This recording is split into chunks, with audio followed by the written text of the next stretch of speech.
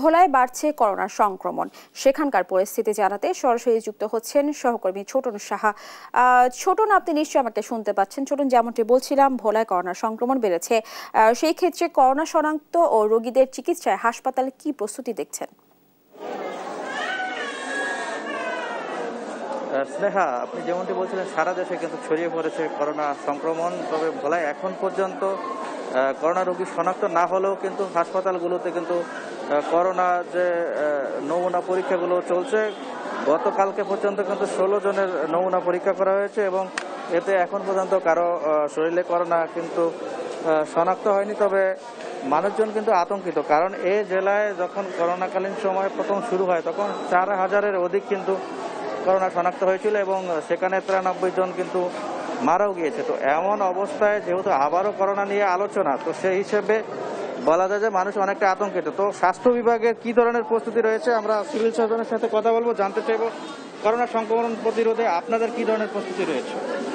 ধন্যবাদ। দক্ষিণ এশিয়ার মতো যেহেতু বাংলাদেশে করোনা রোগী শনাক্ত হচ্ছে, সেক্ষেত্রে আমাদের স্বাস্থ্য মন্ত্রণালয় এবং অধিদপ্তরের নির্দেশক্রমে আমাদের ভোলা জেলায় যে 6টা উপজেলা স্বাস্থ্য কমপ্লেক্স আছে, প্রতিটা উপজেলা আমাদের 5টা করে বেড রেডি করে আছে এবং জেলা হাসপাতালে আমাদের 6টা বেড রেডি আছে।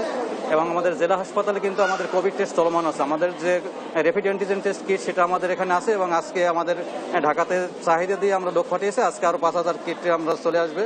তবে আমাদের এখানে একটা পিসিআর ল্যাব আছে, সেখানে আমাদের যে কিট সরবরাহ দেয়, আমরা পিসিআর ল্যাবটা আমরা এখানে টেস্ট চালু করতে পারবো। পাশাপাশি আমরা জনগণকে সচেতন করতেছি, তারা যেন জনসমাগম এড়িয়ে চলে এবং জনসমাগমে যেতে হয় তারা যেন মাস্ক পরিধান করে এবং প্রতিদিন তারা যেন 5 থেকে 7 বার সাবান দিয়ে ভালো করে হাত ধোয় এবং তারা আমাদের যে এন্ট্রি পথ আমাদের নাক এবং মুখ দিয়ে কিন্তু করোনা ঢোকে, সেই ক্ষেত্রে আমরা যেন হাত দিয়ে নাক এবং মুখে স্পর্শ না করি। ধন্যবাদ। ধন্যবাদ স্নেহা। যেমনটি শুনছিলেন, আসলে বলা যায় যে করোনা সংক্রমণ প্রতিরোধে ভোলার যে স্বাস্থ্য বিভাগ সেটি ব্যাপক প্রস্তুতি নেওয়া হয়েছে এবং বলা যায় যে জেলার যে 6টি উপজেলা স্বাস্থ্য কমপ্লেক্স রয়েছে সেখানে কিন্তু করোনা ইউনিট খোলা হয়েছে এবং রোগীদের সেবার জন্য কিন্তু 36টি বেডও প্রস্তুত রাখা হয়েছে। এবং আমরা আজও দেখেছি যে সকাল থেকে করোনার নমুনা যে সংগ্রহ কাজ চলছে। তো এই যখন অবস্থা, বলা যায় যে স্বাস্থ্য বিভাগের প্রস্তুতিও রয়েছে।